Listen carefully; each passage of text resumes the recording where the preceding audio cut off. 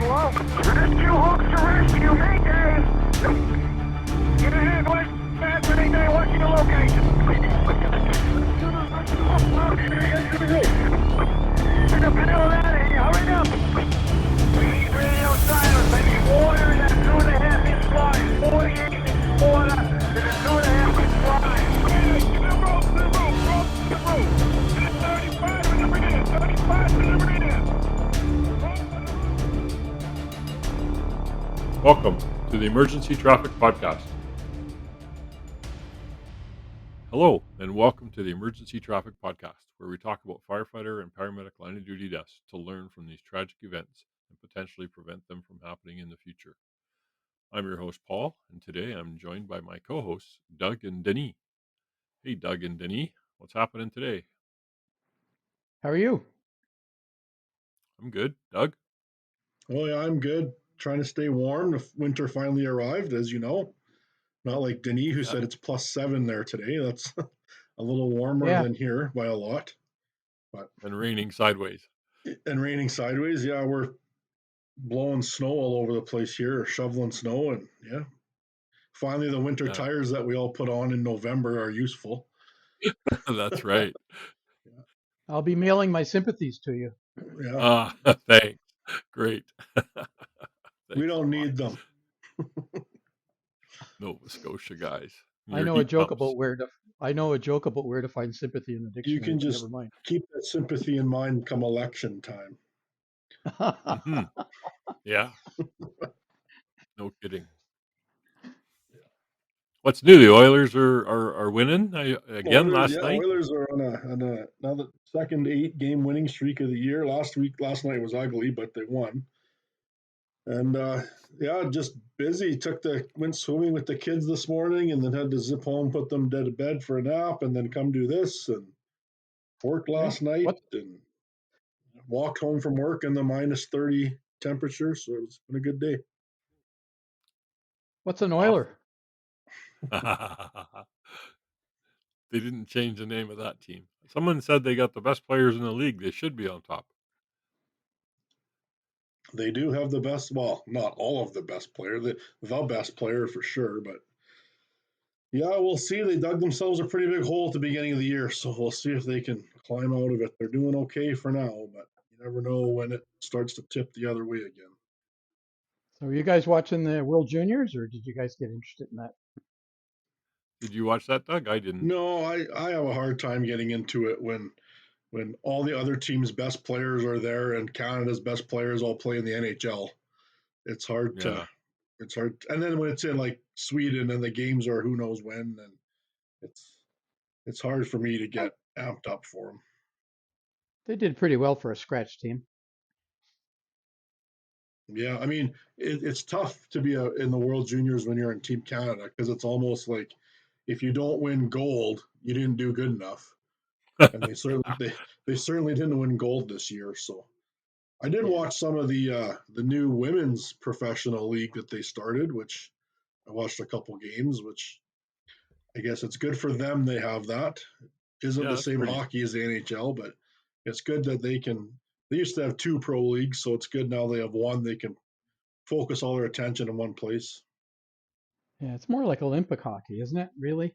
So it's more like Olympic level hockey. I'm sorry, where it's it's less physical and more technical. Yeah, they did make a point that because in like traditional women's hockey, there is no body contact. It's like body checking is illegal kind of thing, and they emphasized on TV that they wanted to allow more physicality in this hockey, make it kind of more North American hockey style as opposed to European hockey style. But it's just different. I mean, you're used to the bigger, powerful men flying around all over the place. The women aren't built the same and aren't fast and strong as the men are, so it's just different hockey. I can hear the letters now. Yeah, Yeah, that's good. you can It's good they you got a can new edit. team, though. I tried to say that as politically correct as possible.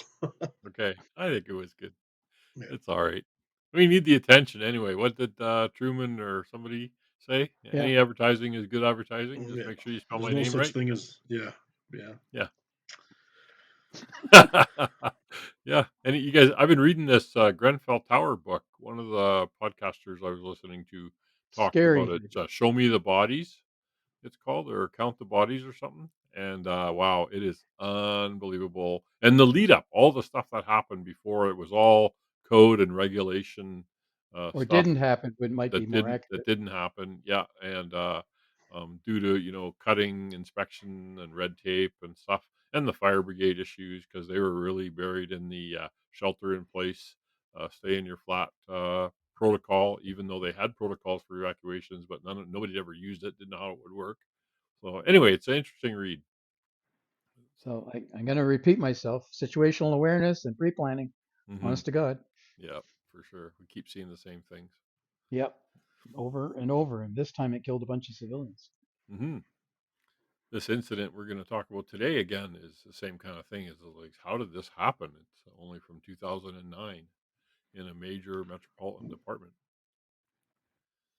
Okay, so what we're going to talk about this week is in January of 2009, a 52-year-old male career lieutenant died, and three other career firefighters were injured when the ladder truck they were riding in failed to stop while traveling down a hill. So we're on a bit of a theme here. I do this once in a while. I think it drives Doug crazy, but we're doing aerial month, I guess, because the first episode we did was the two guys that fell out of the aerial platform. And this time I was looking for what else to do in January, and I saw this incident, and I'd always wanted to talk about it. While I was researching more incidents for January, it was interesting to note that I found 4 or 5 other aerial line of duty deaths in January in the last 2 decades or so, which I was kind of surprised. I made a little summary here of that because we're not going to do all the episodes at this time, but in January 2012, an aerial collapsed while flowing water from a master stream. It was a very old aerial and it was overloaded and at low angles. And an officer or somebody started to climb up the aerial to adjust the master stream or to check things out, and didn't was unaware that it was beyond its range of capabilities, and the ladder collapsed, and the firefighter was killed. Also, and that was in Pennsylvania. And also in 2008 in Pennsylvania, a captain was electrocuted in an aerial platform basket while accessing the roof at a structure fire. There was a miscommunication about which power lines were de-energized with between the power company and the incident commander, and they didn't realize the power lines were energized, that they were going threading the aerial through, and the captain was killed. Fortunately, the other firefighter in the basket just kind of ducked and didn't touch the captain, and he survived. And then there was another one. I can't remember exactly where it was. A firefighter suffered a medical emergency while climbing an aerial ladder during fitness testing. He lost his balance and fell to his death. So, in addition to the one we just published, where the 2 firefighters in Texas fell to their death as well. So, January was a tough month for And, aerial and in ladders. fact, I think there was one just last week where an aerial went sideways across a road and went into a ditch where the Oh, driver claimed rear brake failure or something or other. But oh, in okay. fact, it Yeah. was premature lockup, probably due to driving skills as well as mechanical problems. Could be, So yeah. if you, Interesting. if you go looking for fire truck incidents, there's lots of them. What color was the truck? Red. Nice touch. Nice touch. Who was I I'll send talking you a to? picture. So it hit the And ditch because it's red, not because of maintenance or driver error, just because it's red. Well, I don't know about that, but the red part hit first. you guys are too much. I was talking to a layperson, not firefighter, about the color debate that we had. We were out for a visit with some friends the other day, and I mentioned this, 2-to-1 safety versus red versus lime yellow on fire trucks. And the guy says, "Well, yeah, those lime yellow ones, you can see them a mile away." Exactly. I almost sent you a picture today of the old tram system in Halifax. That used to be yellow too. Just Uh saying. huh. I wonder if they got hit less. Well, they All fixed right. that. They paved over the tracks. All right. So, let's see. The fire department involved in this incident, this we're going to talk about this week, was a career fire department with 35 stations and 1,500 uniformed members, during the investigation, at the time of the investigation. It serves a population of approximately 600,000 residents within an area of 45 square miles. A fire department has a combined facility and apparatus maintenance division. At the time of the investigation, the division was staffed with a deputy chief, a district chief, a lieutenant, 8 firefighters, and 6 civilians that oversaw and maintained building facilities and apparatus. So just a little note here, up until the 1980s, this particular department had employed civilian mechanics to look after the vehicles. But, and I know this is a familiar refrain, but due to budget constraints, these positions were eliminated. So as a result, in regards to apparatus maintenance, the division is responsible for now only scheduling routine preventative maintenance and service calls. And they now shuttle apparatus to and from vendors and fire stations. In other words, private service maintenance providers, garages. They do minor repairs and adjustments. As we'll find out, brakes is part of that, including replacing light bulbs, wiper blades, adjusting brakes, changing tires, that kind of stuff. So what might be considered light mechanical. Responding to apparatus crashes and record keeping for all department apparatus, of which includes there are 33 engines in this department, 22 aerials or ladders, whichever, 2 rescue trucks. There's 23 spare apparatus pieces, which is a relatively high number, It is. and numerous response and support vehicles, SUVs, vans, chief's cars, mid-sized cars, etc. And the apparatus maintenance division actually did not have any policies or procedures for preparing, performing, and verifying work completed on department apparatus by division staff or vendors. One assumes that stuff went away with the mechanics. Yeah, kind of crazy. They didn't have any policies. At the time of the incident, the division did not have an apparatus inspection program or a preventative maintenance schedule within the fire stations.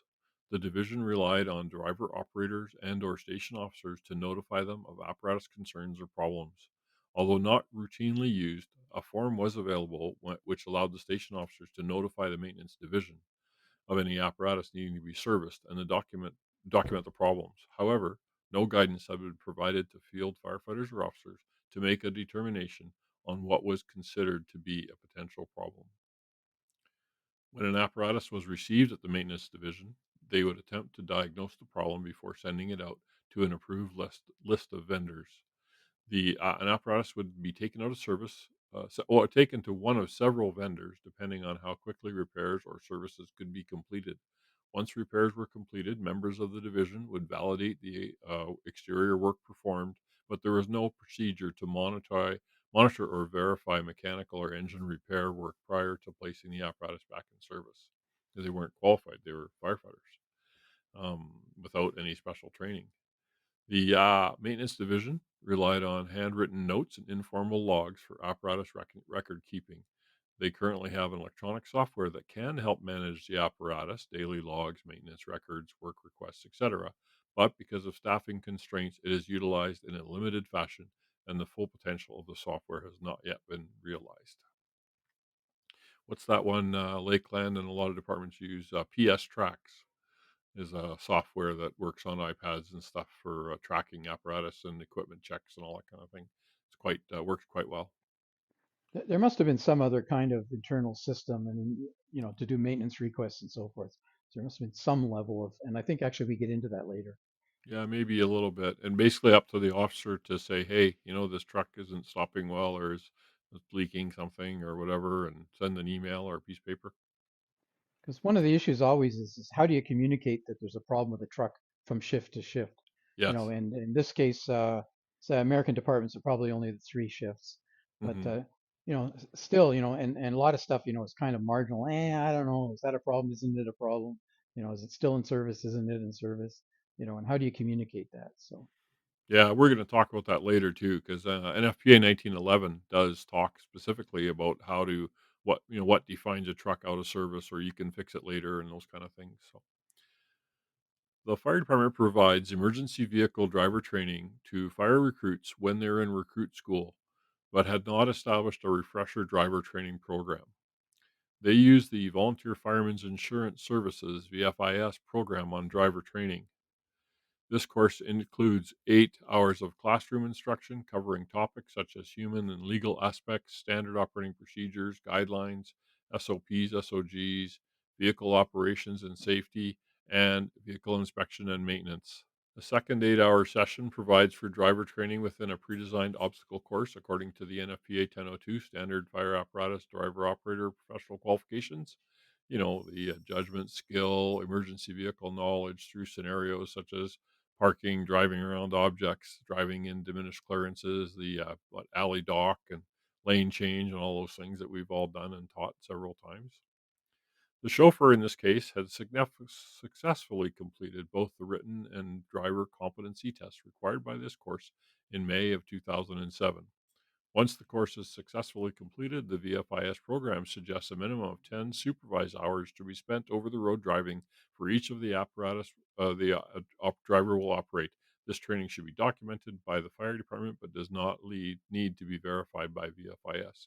The fire department did not have a formal policy or procedure to clear a chauffeur to drive or operate fire apparatus.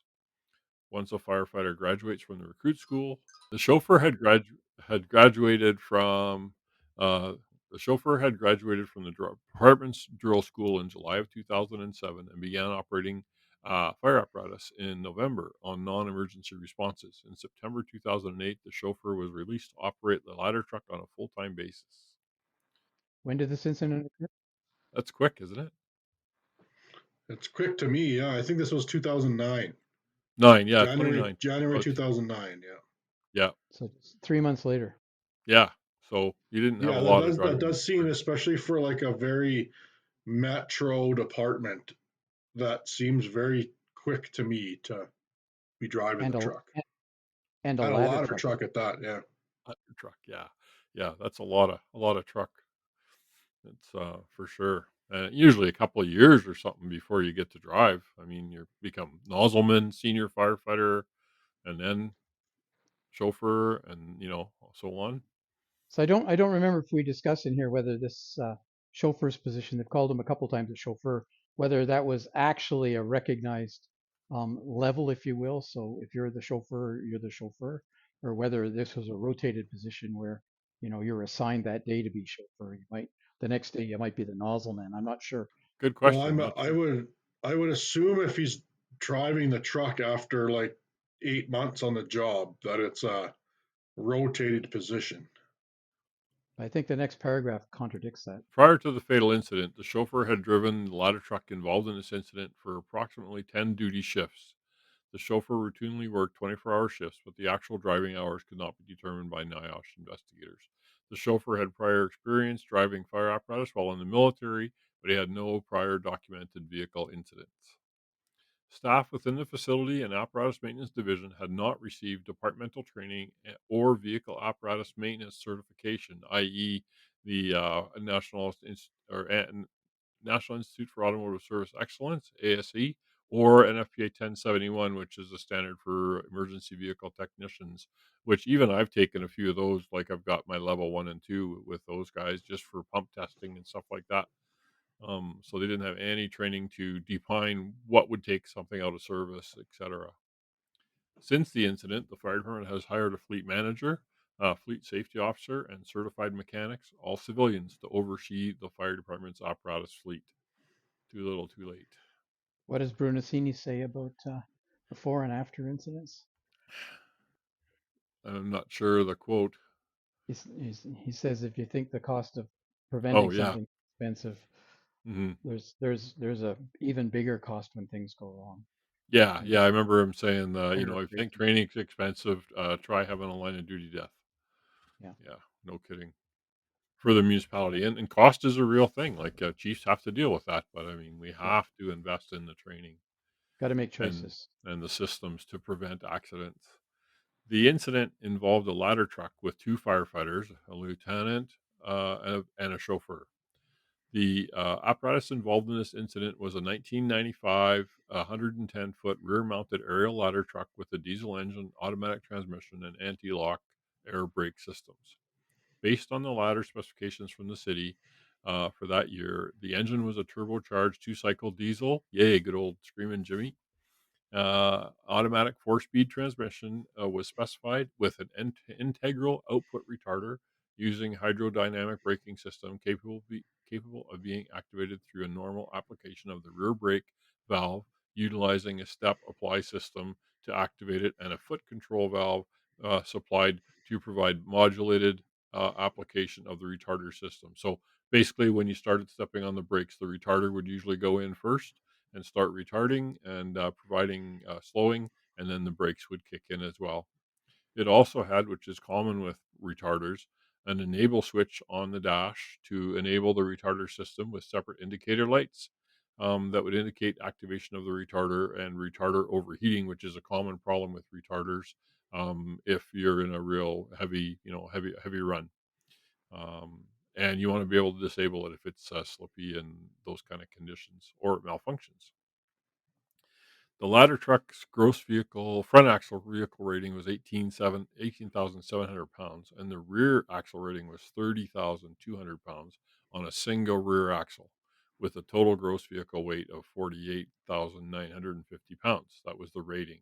And the single rear axle, of course, is a big issue on these trucks. Single rear axle aerials are hard on components. They're hard on tires, they're hard on brakes, they're hard on springs, because it is equipment working at its maximum all the time versus a tandem. I remember the mechanic in Brampton, Ontario. Why do you buy tandem 75-foot aerials? I would ask him. And he says, the 75-foot tandem axle, the parts are regular off the shelf, same as every gravel truck and other truck around the city. The brakes are cheap, the drums are cheap, and they don't wear out nearly as fast as a single axle with specialty brakes and specialty tires and everything else. Yeah, think about that. I mean, normally they would have drum brakes, and if you've got a single axle, 22.5 tires, let's just say, and wheels, there's only so much space to put the brakes in there, and so the brake drum is of a certain size, and the width of the brake shoes, the 4-inch or 7-inch shoe or whatever it is of a certain size, and that's it. If you have a tandem axle, now you have 4 sets of brakes of exactly the same size as you have on a single axle. Because normally when you spec a fire truck, you spec the biggest brakes you can get in there, and so you've actually virtually doubled your rear braking capacity. Now I know that there's a high proportion of the braking happens on the front axle when it's all working properly. But in a rear mount aerial, there's a lot of weight on the back end. Yeah, exactly. It's doing a lot of work. The engine hour meter registered a total of 13,925 hours. The odometer was destroyed during the crash. The last documented odometer reading was 77,000 miles in October of 2005. So this was 4 years later. The ladder truck had a current state inspection as required by the Commonwealth of Massachusetts. So that urban truck, lots of lot of work, a lot of calls, a lot of hard driving. So this truck was done at 77,000 miles, I would say, or would need at least a major refit once in a while. The Commonwealth of Massachusetts does not require any special driver's license endorsement or commercial driver's license CDL to operate fire apparatus. So you can drive it with your regular Class 5 here in Alberta without any special or brake training or anything. That seems a little odd to have a big truck like that and not need any kind of license for it. There's a lot of exemptions in many areas for firefighters. The ladder truck had been involved in 3 previous incidents in August 2006, July 2007, and December 2008. The 2 more recent incidents in 2007 and 2008 involved motorists pulling in front of the ladder truck and the ladder truck not being able to stop in time. Brakes were not believed to be a contributing factor. The incident in August 2006 occurred on the same hill that the fatal incident occurred. A chauffeur was backing out of an alley onto the roadway in order to go up the hill when the brakes failed to stop the apparatus. The ladder truck continued backwards down the hill as the chauffeur attempted to set the maxi brake and pump the brake pedal. While this was occurring, the company officer recalls hearing the low air alarm for the air brake system sounding while he stood at the front of the ladder truck. The ladder truck backed down the hill for a short period of time before the chauffeur cut the apparatus to the left, striking a building but stopping the apparatus. Nobody was hurt in the 3 prior incidents. Following the August 2006 incident, the ladder truck was placed out of service and a brake job conducted, including replacement of front pads and rotors and replacement of both rear spring brake chambers, drums, shoes, and S-cams. Prior to the August 2006 incident, the ladder truck received a brake job in October 2005 that included replacement of both the rear spring brake chambers, front pads and rotors, calipers, and automatic slack adjusters. So in the October 05 and August 06 brake jobs, there were some peculiarities noted in the investigation. There had been different sized brake chambers, spring chambers, replaced on the rear axle. Although they were by the same vendor, their sizes were different. So in October 25, they installed what's called 30/30s. So that would be 30 square inches of diaphragm on the service brake and 30 square inches on the emergency brake or parking brake. So 30/30s were installed in December 2005. And then in August of 2006, which is almost a year later, those brake chambers were replaced again. And this time they were replaced with 30/60s, 30 square inch service brakes and 36-inch emergency brakes or parking brakes, if you will, the spring brakes. So prior to this, in 2002, a vendor had installed brake chambers that were 36/36s. So 36 square inch service brake, which is a more capable brake than 30 square inches, and 36 square inch emergency brake, parking brake, in other words. And in 2003, there had been a set of 30/36s installed. So this truck, in a period of, what is that, Paul? Is it like Like 3-4 years? 4 years. Had, Yeah. had 4 sets of replacement chambers installed on the rear brakes, 30/30 one time, 30/36 the next time, and 36/36 another time, and 30/36 is another time. And So it was like chambers aren't what replaced that often. Like that's not a part that wears out. It's the it shoes and the S cams and the slack yeah, adjusters. it suggests to me very strongly that somebody wasn't happy with the way this truck was braking, and Exactly. somebody was saying, "Well, let's try this." Hmm. And maybe there wasn't a consistency in who was actually doing this work. Yeah. Because remember, they were jobbing these things out.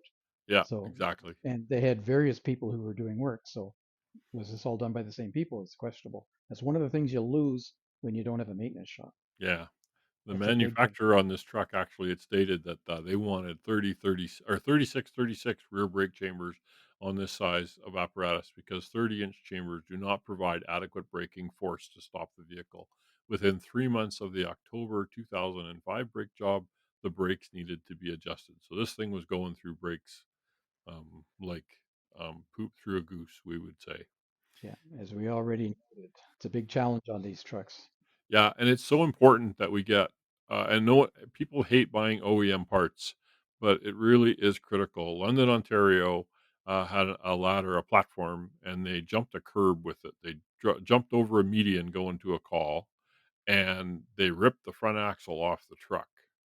And they went back to the manufacturer and said, "Hey, this thing fell apart on us." Well, first of all, why were you jumping a curb with a 20,000-pound front axle truck, on a way to a call? But second of all, of course, Ontario corrosion is a huge issue, and replacing U-bolts is a fairly common practice on axles and spring sets due to corrosion. And so they had been replaced by the department or a vendor, but they were not OEM U-bolts. And therefore the OEM said, well, sorry, you guys own it. You changed the U-bolts. Our original U-bolts we would have to stand by, but these we don't have to stand by. And, it happens.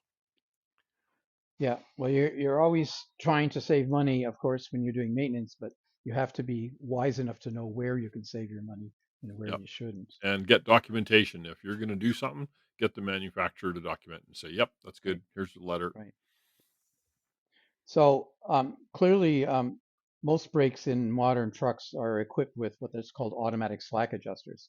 And so these automatic slack adjusters would would normally, through the operational cycle, and these are drum brakes we're talking about here, would automatically adjust the mechanism that engages the brakes so that they were within range, so that when you pressed the pedal and put air into the diaphragm, there was enough travel left to engage the brakes fully. So that's something called an automatic slack adjuster that would automatically make sure that you're within range if they're working properly.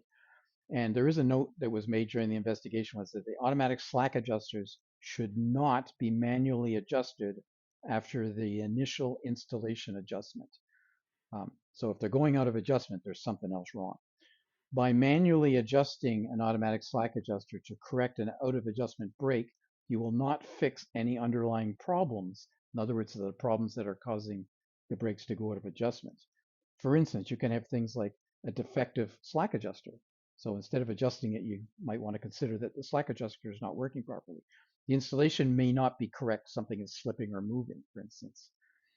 Maybe the drum is out of round, or in associated problems with other braking components, like the drum out of round, shoes, not sitting squarely, not fitting properly, may not be even the right shoes, the wrong Wrong shoe. Yep. composition. There's all kinds of things can go wrong there. And again, back to your OEM comment, um, the apparatus should be, if this is a problem, taken out of service immediately, because this is one of those things that's on a list. If your brakes are not working perfectly, it's a service out of service item. The ladder truck received instead a total of 5 documented manual adjustments having been made to the slack adjusters prior to the August 2006 incident. So this incident happened in 2009. So prior to those 4 changes in the brake chambers, there had been 5 documented cases of changing the slack adjusters. And one of these adjustments was just 2 weeks prior to that particular incident in 2006 we talked about, where the truck ran away in reverse. In the 4 years leading up to the fatal incident, the ladder truck had received 3 documented jobs. So after that 2006 incident, there were 3 more documented brake jobs and an additional 12 manual adjustments to the slack adjusters. Clearly, they had not found the root of whatever problem there was going on with this truck.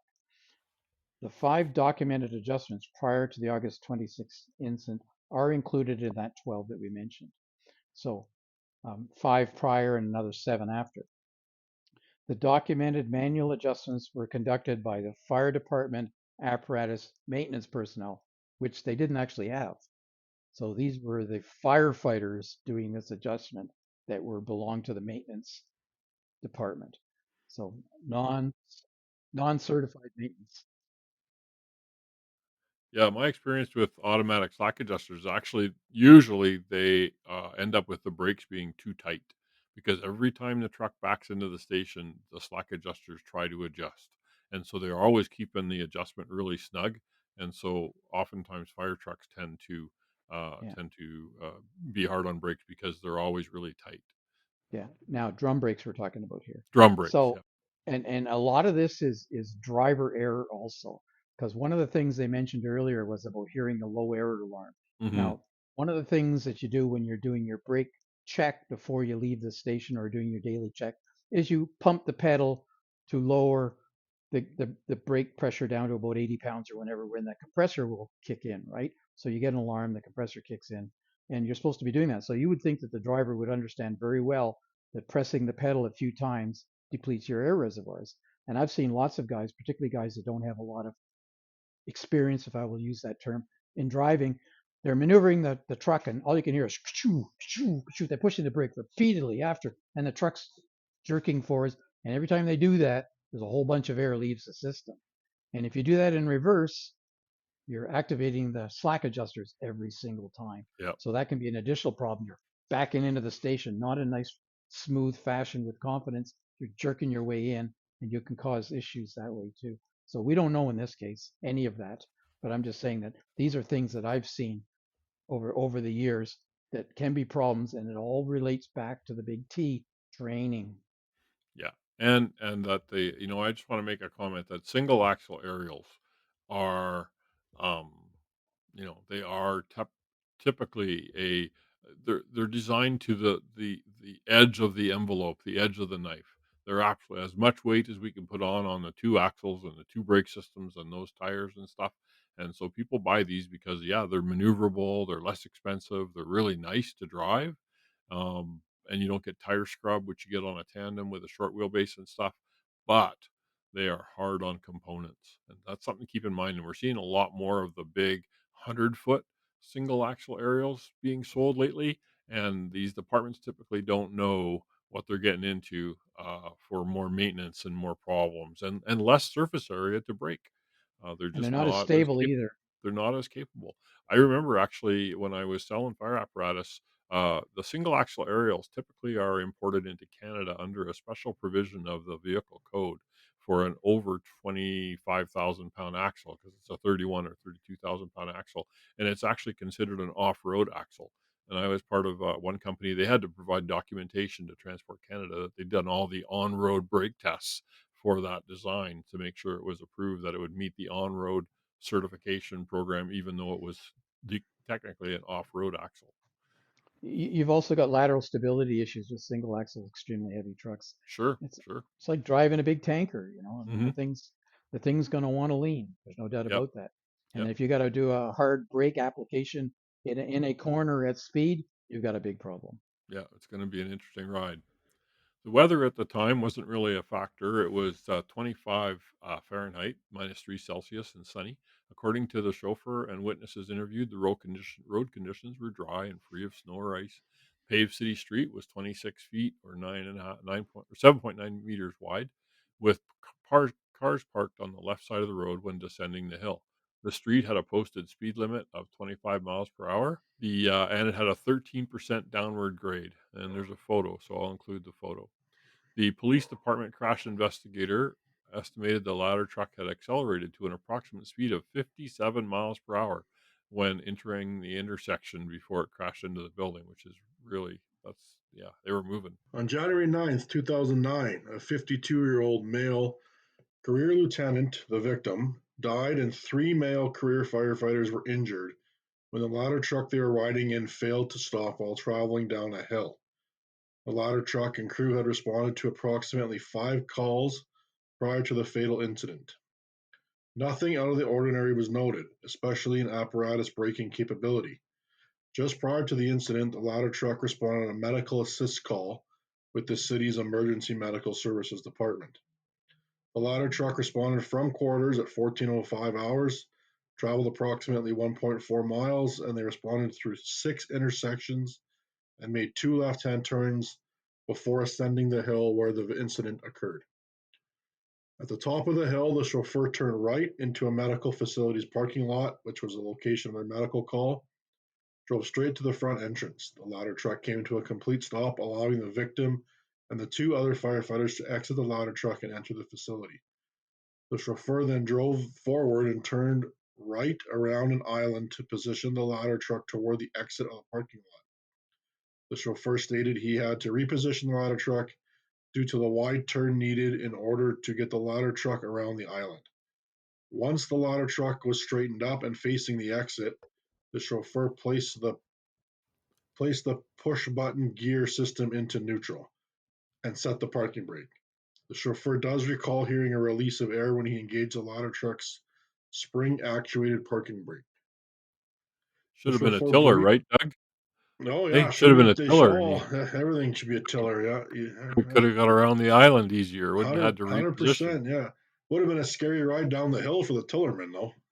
Yeah, Or a mid mount.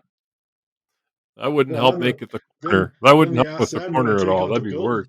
Yeah, they would have That's just right. carved everything up with the ass end of the truck going around the. Mid Anyways, mount. Oh, It's all about the driver, just saying. the chauffeur briefly exited the cab of the ladder truck to get a bearing on his surroundings. He stated that he noticed no movement of the ladder truck after he exited. He then that's re-entered the cab of the ladder truck and waited for the victim and the other firefighters to finish assisting EMS. When preparing to leave the call, the chauffeur placed the ladder truck in drive and released the parking brake. The chauffeur pulled forward and turned left out of the parking lot, immediately stopped, and then backed up to reposition the ladder truck so the ladder did not strike a utility pole. He pulled forward again and carefully negotiated the ladder truck away from the utility pole. Again, After Tiller this would have maneuver, fixed it. Tiller would have fixed it. Yeah, Tillers win everything. After this maneuver, the chauffeur had to immediately negotiate the aerial ladder through a right-hand downward curve.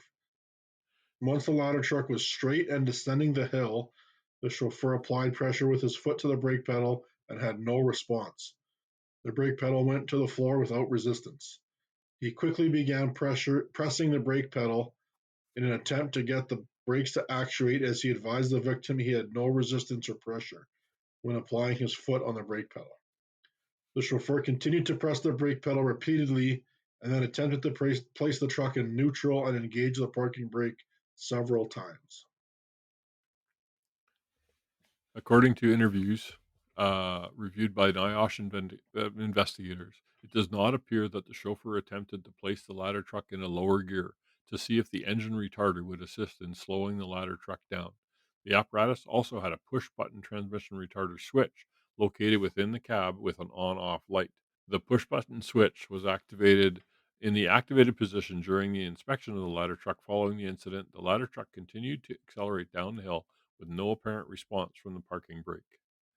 The chauffeur began to veer the ladder truck towards the parked cars or utility poles, but the victim instructed him not to hit anything.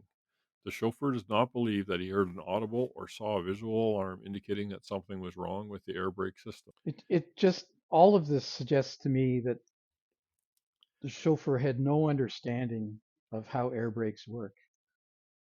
It's, I've seen these things done before, um, just indicating like there was no pressure on the brake pedal. Well, air brakes, I mean, there's a spring that brings the pedal back up, but virtually that's it. You know, it's not like a regular brake in your Honda Civic. Doesn't behave that way at all. Multiple I pressing don't of the brake does nothing but delete your capabilities, right? I don't know if that's that uncommon though in the fire service that the guys driving the trucks don't have a complete intimate understanding of how the brake system works. You learn it. I mean, these guys did this department doesn't even have a chauffeur training school, but you learn it kind of when you're doing your driver training, and then you just kind of forget about it and drive the truck. But You and I took air brake course, air brake endorsement. It was required, right? yeah, I took an air brake endorsement course 20 years ago. I don't I'm sure you. I couldn't you draw a diagram of how the brake system works now? But Doug, how often do you drive now? Fairly often. Yeah. So that's an issue for you. But if you're an officer, for instance, you would drive extraordinarily seldom, if ever, right? Yeah, And never.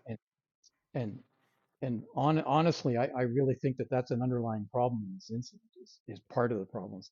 Like if you don't understand how the system works and you're not familiar with how to get the best performance in your driving out of it, how are you able to know when there's something not right? How are you able to make a report that something needs fixing? How are you able to know that it's been fixed? How do you know those things? And that's exactly what the next note says is that when interviewed by police investigators, the chauffeur stated that he had never received training on what the air pressure should be, what the gauge should read, or how to inspect an air brake system. He had been told by other department firefighters that an indicator light would activate indicating low pressure, but he had never seen this occur. Which on your daily checks, you should see that happen, or weekly checks, whatever checks you do regularly.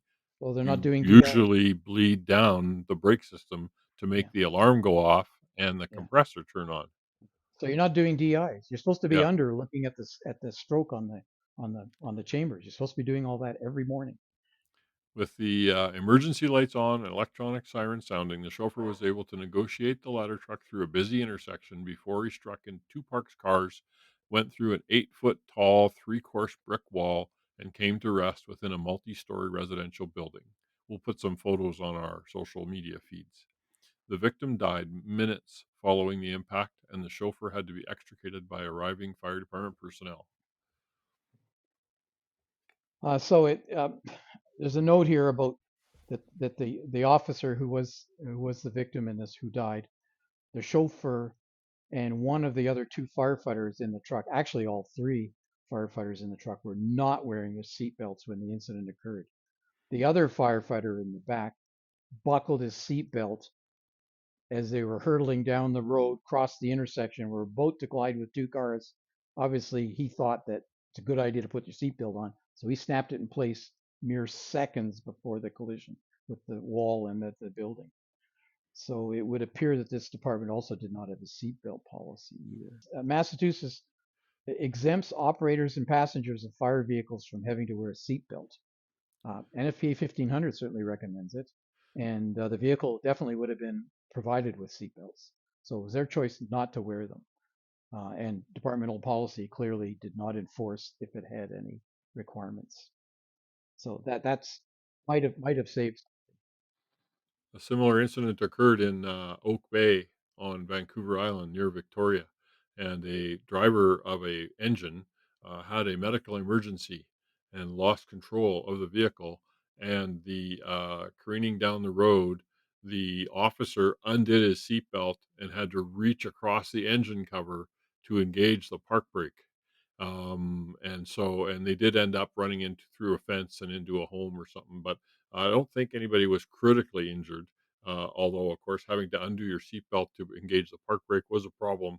That's why I remember when I was selling fire apparatus, a lot of customers would specify the park brake to be in the center on the engine cover so that the Which is usually where I officer, see them. in an emergency, the officer could engage the park brake. Maybe now it probably wouldn't have, it might not have done anything in this case. I don't know.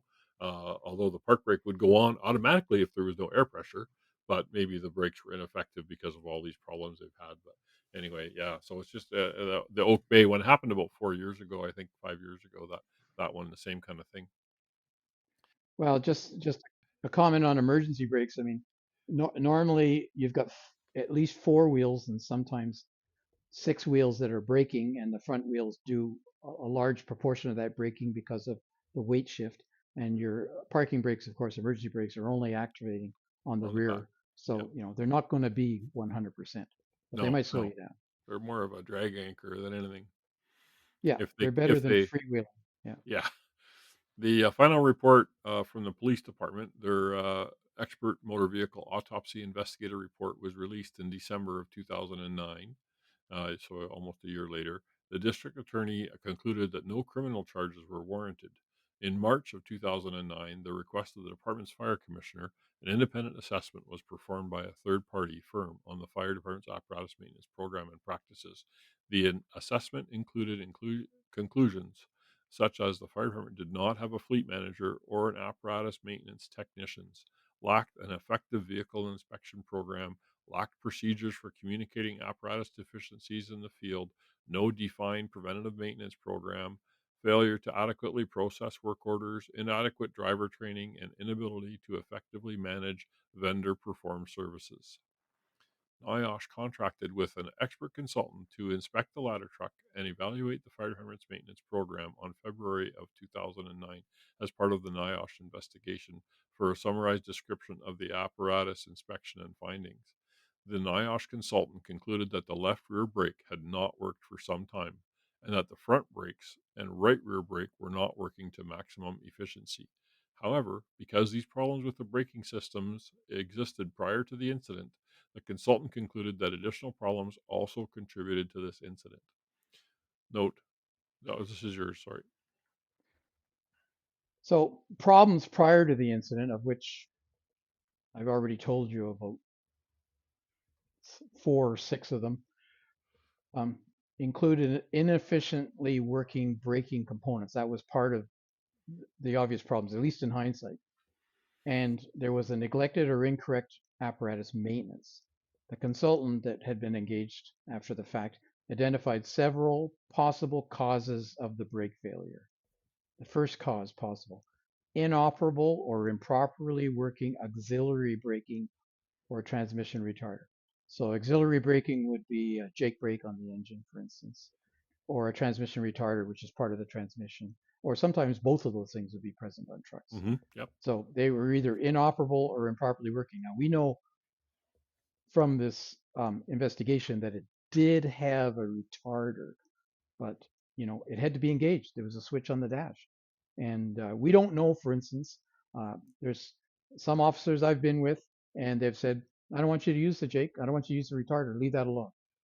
And so the drivers never use them because that person they're driving with doesn't want them to use it because it makes a noise or they don't like the jerking or whatever the case may be. Some people just don't understand the system. So we don't know whether it was on purposely not on or just not on because the driver didn't know better. Um, Another possible cause was inefficient brakes had an inability to slow the ladder truck traveling down a steep grade.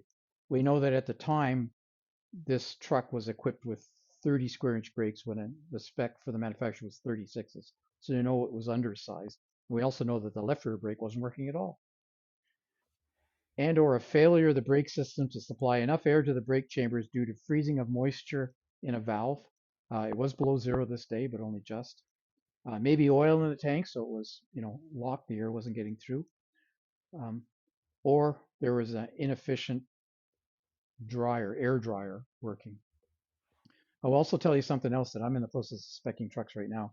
And one of the things I'm looking at is disc brake fronts and drum brake rears. And I didn't see that in this report. And I was surprised at that, but not entirely because this happened in 2009 and there's more information coming out now. No, it said rotors for front, so I assume it had discs on the front and drums on the So rear. this truck was a disc front drum brake rear. And there's some discussion. It's very common spec, and there's discussion now that in fact, if you're going to put disc on the front, you should go four-wheel disc because they don't operate the same way. With repeated use, drum brakes lose efficiency and disc brakes don't. So you'll have more and more bias towards the front. And if your front brakes are not working effectively, which they determine in this case, then your rear brakes may not be working effectively more so. Yeah, some department did a study when I was selling fire apparatus, and they studied disc brakes all around versus discs and drums, et cetera, et cetera. Man, I should look for that study. But and it came up with on departments that are going to do a lot of long runs. Drums were potentially better because they were a bigger heat sink. The only problem is once the drums are hot, you got no brakes. Whereas the disc brakes are better at cooling, but they don't have as much mass, and so, they do heat up a little quicker, so, just to add to your decision tree there. Yeah. I think the opinions on all disc all around and the technology certainly is greatly improved. Recommendation number one. Fire departments should ensure that preventative maintenance programs are developed and implemented for fire apparatus according to manufacturer guidelines, specifications, and national consensus standards. NFPA 1911, Standard for Inspection, Maintenance, Testing, and Retirement of In-Service Automotive Fire Apparatus, states that all fire apparatus that could be placed in service for emergency response should be inspected, maintained, tested, and retired as required to keep them in safe operating condition and ready for response at all times. NFPA 1911 specifically addresses criteria for taking an apparatus out of service. Once out of service, the fleet service manager should determine who is capable of performing the work, the fire department, fleet maintenance division, or a local vendor. A policy addressing preventative maintenance or repair work should be established to better assist the fleet service manager in making this decision. Prior to this incident, the fire department did not employ a fleet service manager or qualified personnel to oversee daily operations of their fleet service department.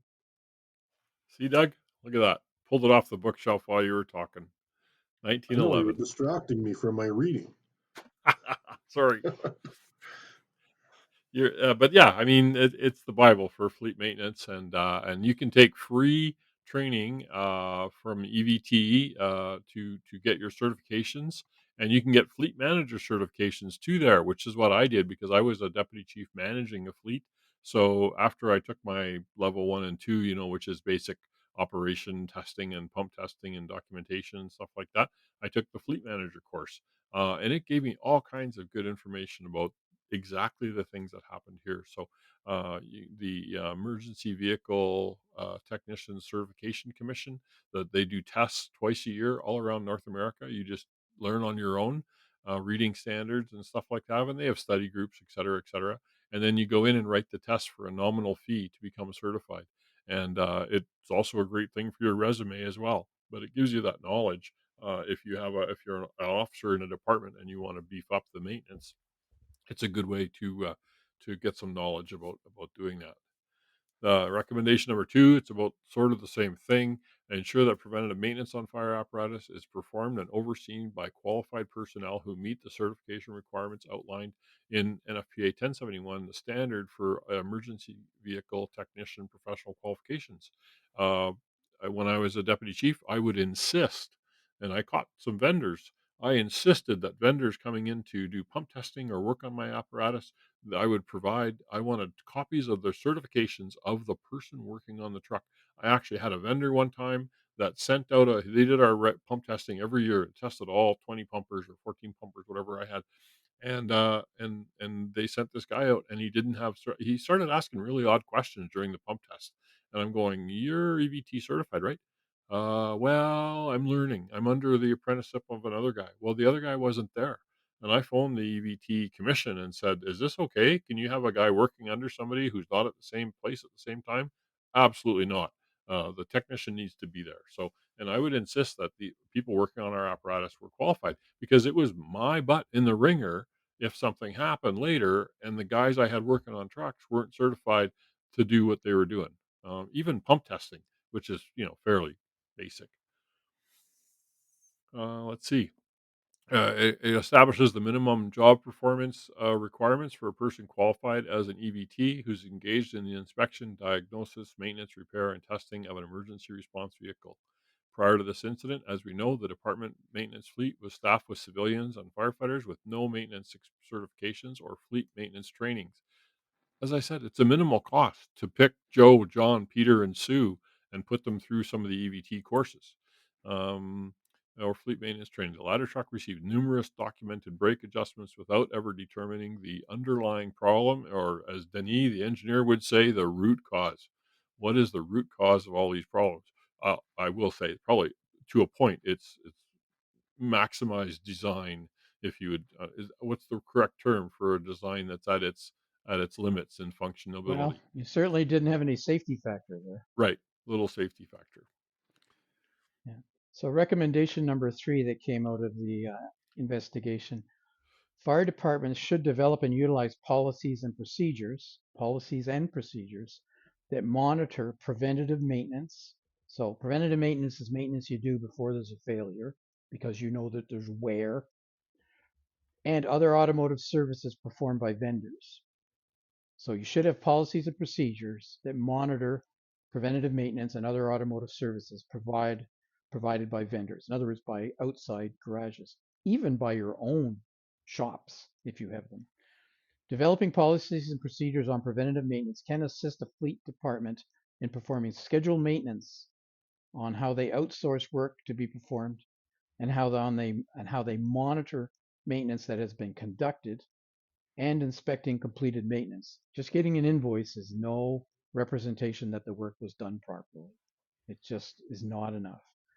As in the case with this fire department, there were several vendors, garages, that did routine work on the ladder truck, several. So there's no chain of custody, if you will, or Yep, chain of I've had knowledge that on come this up. particular apparatus. So if there were six vendors, let's say, and each one of them did the work on the ladder truck once on the brakes, that might be the entire life of that ladder truck. Not in this case, but that's a possibility.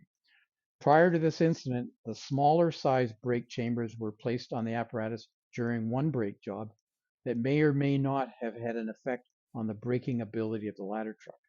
Maybe not on your everyday quiet stuff, but when you needed every bit of braking, you wouldn't have it because the brake chambers were smaller. According to the NIOSH expert consultant, the one that was engaged by NIOSH, the front brake pads were the wrong friction rating for that type of apparatus, meaning that they weren't producing the same amount of braking effect. Unless the vendor is skilled and knowledgeable in the apparatus and work to be performed, or can verify replacement parts with the manufacturer, as Paul was saying earlier, they may replace incorrect parts used in prior maintenance work. Do you remember when you used to spec trucks, you always spec a special pad for fire service? A lot Fire of emergency. Yep. That's right. A lot of brake manufacturers make a special pad that's got extra fade resistance or whatever for fire and emergency. If you're sending this out to a brake maintenance shop, he may not know that. He's underneath just another truck. You jam in whatever you have in your shop. So it may not meet your OEM specs. So therefore you might expect lesser performance. So that's what we're saying here. It's about policies and procedures to make sure that doesn't happen. So the fact that they may replace incorrect parts used in prior maintenance work could also be done, or they may just batching what they see. The department did not document service requests to vendors, only looked at the billed invoices from the vendor that specified the services that they performed, and that was kept on file. So it I, looks like it was cost focused as opposed to performance focused. yeah, and I mean That the number that's what one you read into that. the number one job of the fleet maintenance division is to make sure the guys can get to the call safely and not endanger the public or themselves with the equipment working to its optimum at all times. That's the goal, right? I had this Mhm. happen though with my personal vehicle. I had a Toyota Tacoma pickup, and I had the brakes redone because there was a rear wheel seal that leaked, and so they had to replace the brakes on the rear axle. Oh, good, perfect. So local shop did it. I brought it home. I have a bit of a slope driveway. It's about 5-6 degrees, and I back my truck up on there. It's a manual. Pull a park brake on, and the truck rolls down the driveway. It's like okay, and it didn't used to. So okay, take it back to the shop. Go, hey, these brakes aren't working right. The park brake doesn't hold the truck. And so then I brought it home again. They adjusted them. Brought it home. Same thing happened. Went back to the vendor. Said, hey, these brakes aren't working. Like it's still not holding on the hill. Oh wow, that's weird. Okay, click click click. They adjust the rear brakes some more. And then, and it might have been discs even. I'm not sure. Can't be. Couldn't be. Anyway, uh, then they were really tight. I could feel it driving. So I took a little ride out of town to the local dump and dumped off some stuff that I had and drove back. The brakes were smoking all the way. I said, there you go. Those brakes are done. Now put the proper ones on. They hadn't used Toyota brakes. They'd used jobber brakes. They put the Toyota brakes on and it worked perfectly the first time. So, these things happen. I was going to say in the NFPA pump test requirements, there's extra tests that a department is supposed to do during pump test time, which most departments don't do it. They call their local fire truck distributor, a vendor, and they come and they do the pump test and they check the gauges and the relief valve and all this other stuff. Great. But there's also driving tests. You're supposed to do a park brake test on a 20% grade. You're supposed to do a braking test at 30 or 60 kilometers an hour, all these kind of things. I would insist that my firefighter that was shuttling trucks around for pump testing, I would give him a little sheet and I'd say, here, you do these tests on this truck. I discovered a truck that the park brake wouldn't hold on. It was a Super Duty F550, whatever, on a grade, and I didn't have a 20% grade, but they went to the steepest grade in the area, and I found out the park brake wasn't working. Of course, it's an automatic, so the guys would rarely use the park brake, but that was discovered. I found another truck. He says, "Well, I tromp on the brakes at 60, and the thing goes to the right like crazy." Turned out the brakes weren't working on the one front wheel. So, it's important that we do these tests for the safety of our public and the firefighters. You're Uh, supposed to weigh the truck every year. and you're supposed to oh, thank you, I forgot that one. And you're supposed to weigh the truck. Now, why would you weigh the truck every year? You bought a Can't truck, imagine. you fill it full of equipment, and it's in service going down the road for the next 15 years. Why would you wanna weigh it annually? When was the last time you saw something taken off a truck? Exactly. We end up being overweight, and I did that as well. And Doug, you were involved in the one fire department, and they had these three tanker trucks that they had bought from a water truck supplier, not from a fire truck supplier, and they were modified oil service trucks. They were bought new, but every one of them was overweight, and I ended up moving the overflow on the truck so that Water the weighs tank, more. the truck could not be filled to the top. It would start draining before they would before it was full, and they would know that it's full. And even if they didn't stop filling, it would drain out on their way to the call to reduce the weight to the limit of the truck. It also didn't I, have baffles. That's why Doug says Paul's baffles, yeah, because we ended up yeah. adding dynamic baffling system inside Yeah. the tank because it wasn't baffled longitudinally or adequately for ULC or NFPA. I inherited a department where the tank was too big and they just filled it full of inner tubes inflated. Yeah, or start. I've seen at one of the fire truck manufacturers that I worked for. If we had a truck where the truck was overweight, in order to reduce its potential of filling water too much, we would put blocks of fiberglass styrofoam inside the tank to displace water. Like you put a rock in a toilet tank in the old days to displace water, not to use so much. And so we used to do that as well. All right, we're getting way off topic here, but any fire apparatus guys will love this talk, which is why I wanted to do Just it. use the delete button. Yeah. Yeah, we may So be off topic, but this is important stuff. that's why I wanted to do this episode, even though it's kind of an odd, like it's not a firefighter line of death in a fire. It's an important thing that many of our listeners may be in departments where this could be relevant. Um, Don't cheat.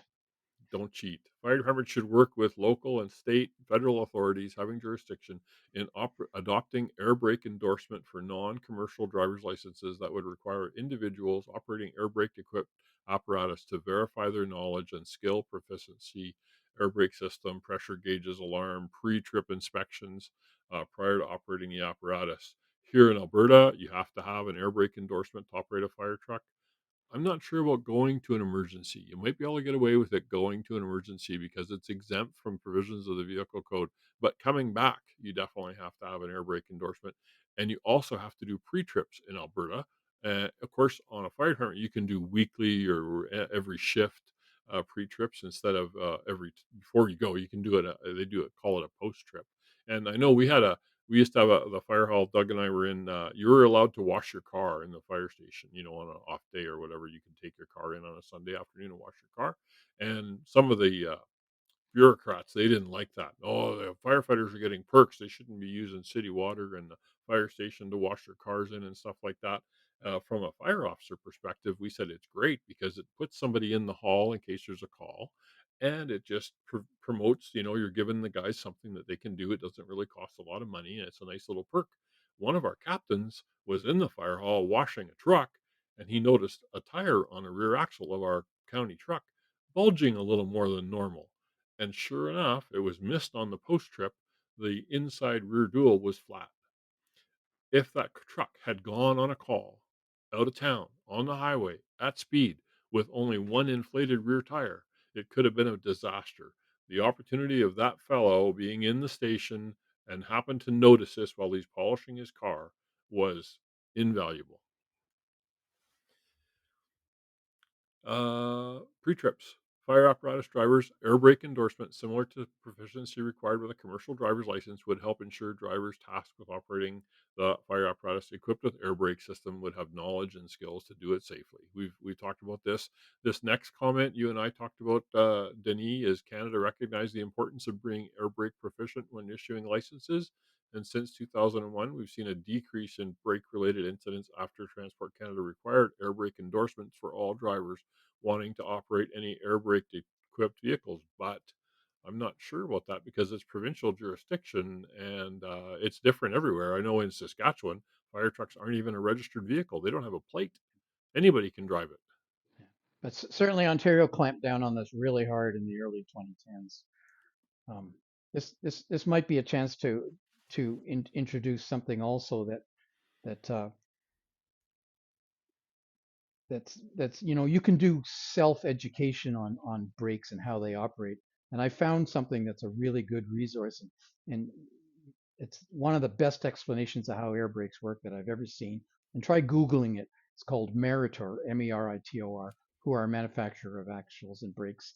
So Meritor Foundation Brake Training. Google that, Meritor Foundation Brake Training. It's a great slideshow. It's a great graphics and explains in great detail how brakes work exactly, and be very helpful if you're crawling out of the truck doing inspections. Well worth doing so. I'll add Meritor that to our. Foundation Brake Training. I'll add it to our social feeds. It's dated 2019, I believe it is, and it was actually developed by Meritor for Spartan. Well, there's another thing that's going to come up here that talks about that. Fire departments should ensure current driver training programs and provide ample classroom instruction behind the wheel training procedures for driver clearance and annual refresher training.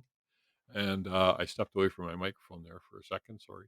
NFPA Standard 1451 for Fire Service Vehicle Operations Training Program states that fire department personnel must be trained and exercise applicable principles of defensive driving techniques under both emergency and non emergency conditions.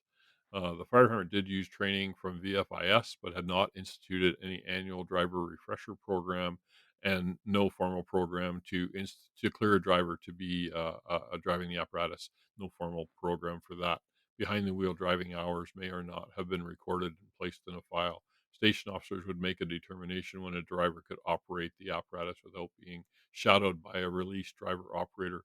The chauffeur stated during his interview with police investigators that he did not know how to inspect or check an apparatus equipped with air brakes or what an air pressure gauge should read. During the incident, it appeared that the brake system failed to stop the ladder truck, which was at no fault to the chauffeur. Due to lack of training and experience and gravity of the situation encountered by the chauffeur, he attempted to stop the apparatus by continually depressing the brake pedal and placing the apparatus in neutral.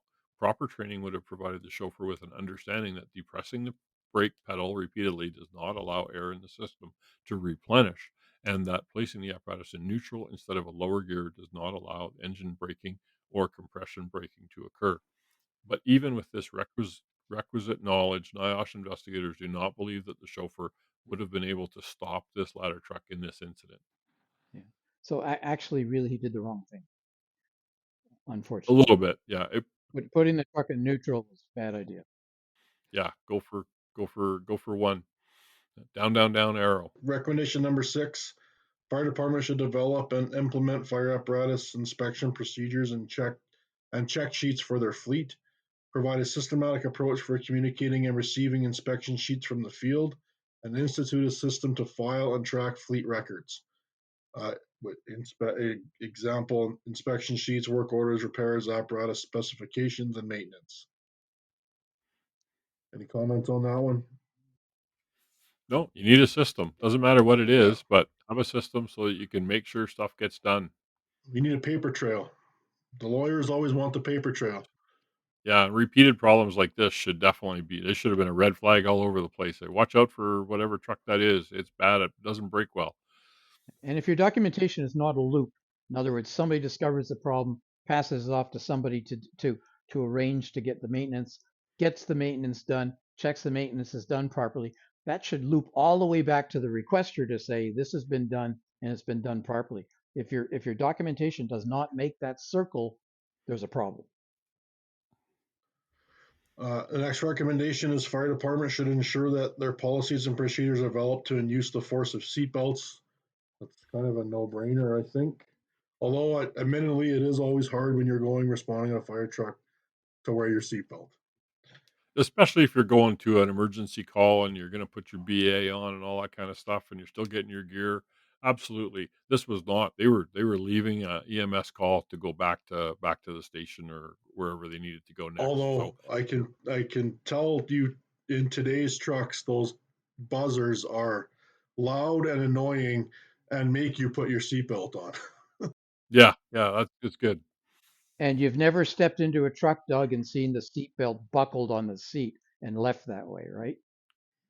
Well, I mean, I know you're being facetious there, but the nowadays you can't do that. The buzzer's smarter than that. If you did that, the Yeah, buzzer will still ring. yeah, Sad they had to do that.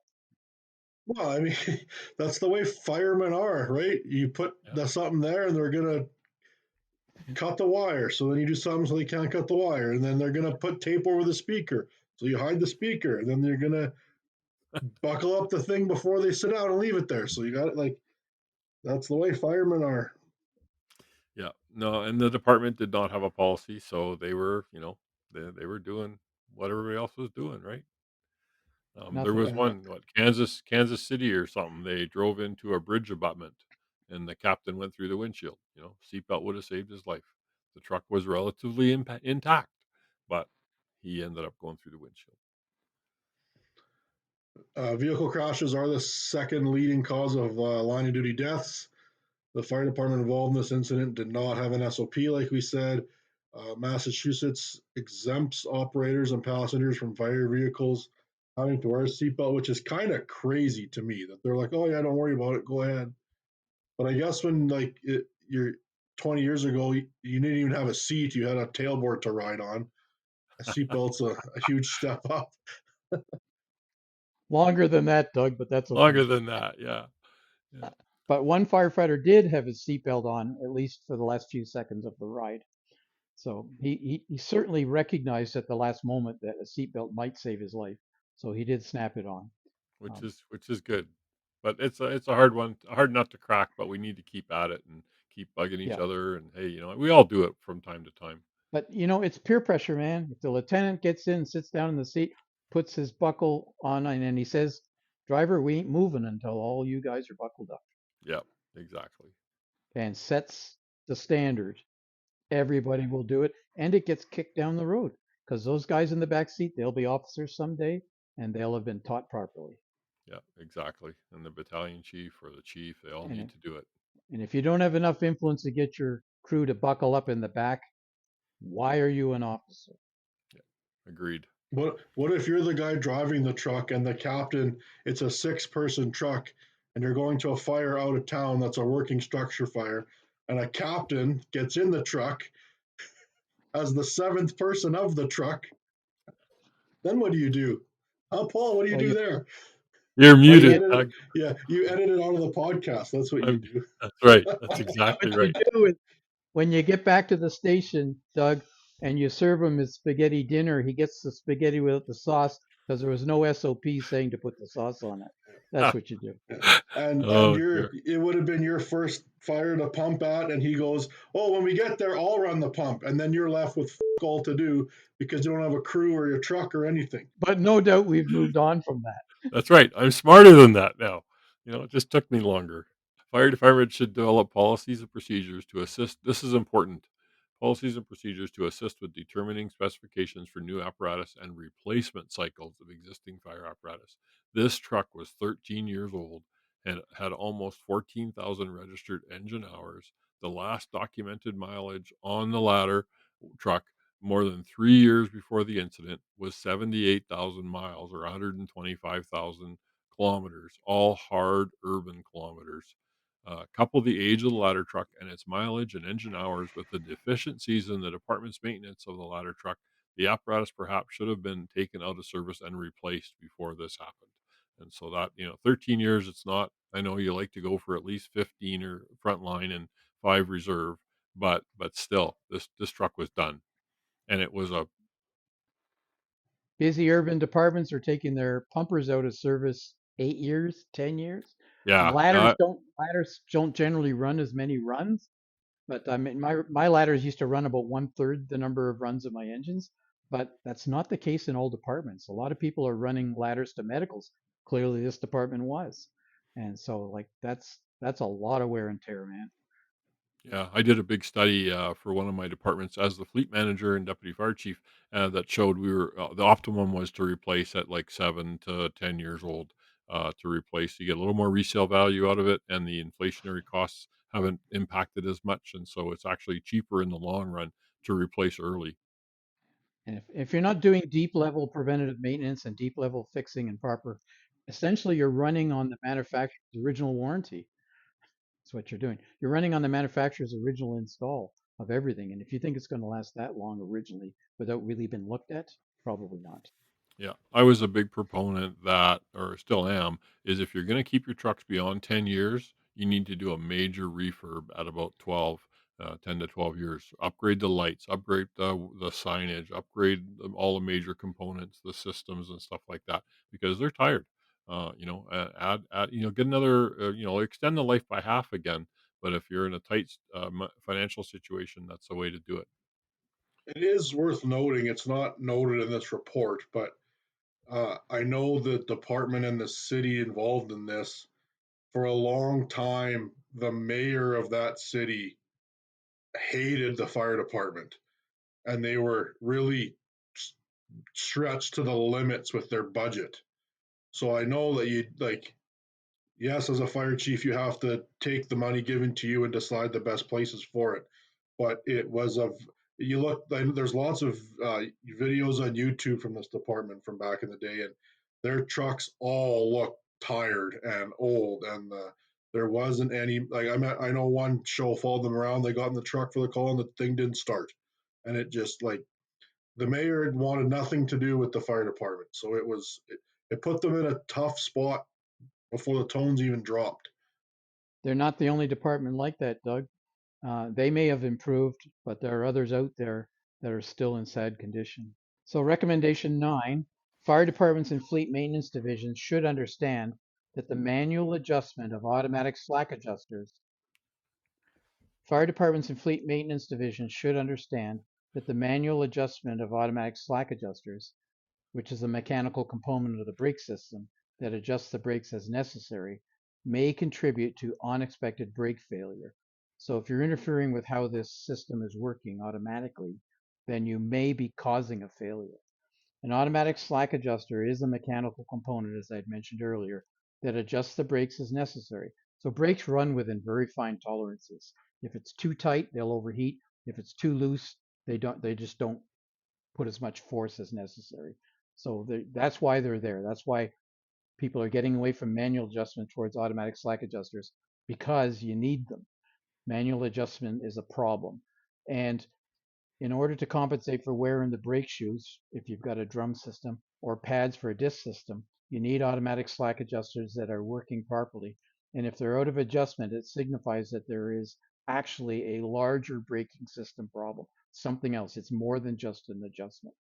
So the problem with this department, of course, is they had people on staff to do adjustments to the brakes. They did not have anybody on staff to do repairs to the brakes, or had the qualifications, I would suspect, to know when they needed repairing. So having braking system where the slack adjusters are not doing the job is an out of service immediate condition. So the NTSB, National Transportation Safety Board, report in 2006 and IAFC released lessons learned articles to the fire service. During the NIOSH investigation, it was discovered through interviews and documented apparatus sheets that the ladder truck in this incident was repeatedly having its brakes adjusted, even after recently performed brake jobs. So during the course of this investigation, NIOSH developed a safety advisory following the investigation to notify fire services. So sort of like they do with recent incident with the aircraft where the side fell out of the plane. I'm exaggerating, Yeah. but potential life loss situation. In this case, it was a life loss situation. Anyway, there was a safety advisory issued by NIOSH to notify the fire service to take immediate steps to ensure that automatic slack adjusters, are not manually adjusted, and to establish procedures, particularly where there weren't procedures, to ensure that apparatus maintenance is conducted by qualified technicians following recommended guidelines of the National Fire Protection Association. This is like really serious stuff. I'll post a link on the socials for that NIOSH safety advisory. NIOSH does this whenever they find, things in the investigations that people can do something about. They did the similar one with the damaged face pieces. So after we did the one in the training guy, in one case, there was a line of duty death. Any damaged face pieces should be taken out of service and Yeah. replaced, and they put out advisory out on that as well. Yeah. So So in this case, this NIOSH advisory would be 14, 15 years old. now, And consider this podcast another advisory. You need to be looking into this stuff. yeah. Okay. Well, kind of long and detailed and not an exciting call. Well, I wanted to mention one thing that I think this is an example of why, especially on a big major department, it is better to have a seated chauffeur, a guy that like his job is to drive. He can get the training to drive. He can know how air brakes work and what to do if things go bad, and it's his thing to worry about. I mean, this guy was on the job for not even a year when he became a driver. In my opinion, you have other things to worry about when you get on the job. Learn to be a firefighter. Go have the fun. And then if you become more senior and choose you want to be a driver or something like that, there's a spot there for you. And I personally think that that's the way it should be, that a driver can be focused on one thing, and that's his rig. And it would help when things go bad to be more aware of your rig and what to do, plan A, B, and C. Yeah. I And agree. you know where the buzzer is supposed to go off on the air brakes, and you know what the gauge is supposed to read, and you can just know your truck. Yeah. In retrospect, you can look at this and everything. This guy was the system had set him up to fail, really, Hmm. Hmm. because there was everything really was wrong about this. Inadequate training, inadequate experience, inadequate maintenance, no procedures and policies, just everything across the board, right? I mean, there's reasons for each one of those things, and they may be excusable, but it's like everything else we've talked about before. When you have a major failing like this, it's never just the one thing that's the Yeah. problem. People don't very often die because one thing went wrong. But by the same token, one thing can stop it from happening also, Yeah. break the chain. And in this case, you know, maybe it was just knowing more about your air brakes. Yep. Seatbelts, and maybe no one would have been killed. Possibility of that too. In fact, the driver's side, in the photos of this, the driver's side looks like it took the worst hit than the officer's side, Maybe the steering wheel protected him or something. for sure. Yep. And No, when I order trucks, I put airbags in them. In fact, truck I'm working on now, I want airbags and side impact airbags all around also. Because, like Doug says, firefighters are good at disabling stuff that annoys them. And it's a lot mhm, harder to disable an airbag because it'll hit you in the face. that's why there's airbags in your car, because they tried Correct. the automatic seatbelts for a while and no one liked those. So, Right. they were on the door, and now they just easier Right. just to put the airbags in. Because Backup they're the camera. That's why backup cameras are mandatory in Canada now, because right. too many people ran over their kids with their cars, Right. So take every opportunity to be safe. Take every chance you can to improve. especially in a job that can kill you. Can't train too much. All right. Thanks, everybody, for another episode. I'll try to trim it down a little bit, but good work. Thanks for listening to another emergency traffic podcast. We appreciate your interest and hope that you find these interesting and informative. Give us a star, a like, a thumbs up on whatever you listen to us on. It means a lot to help those algorithms spread the word for our audiences. You can follow us on our social media feeds, Facebook and Twitter, and you can email us at the emergency traffic podcast at gmail.com. Let's be safe out there.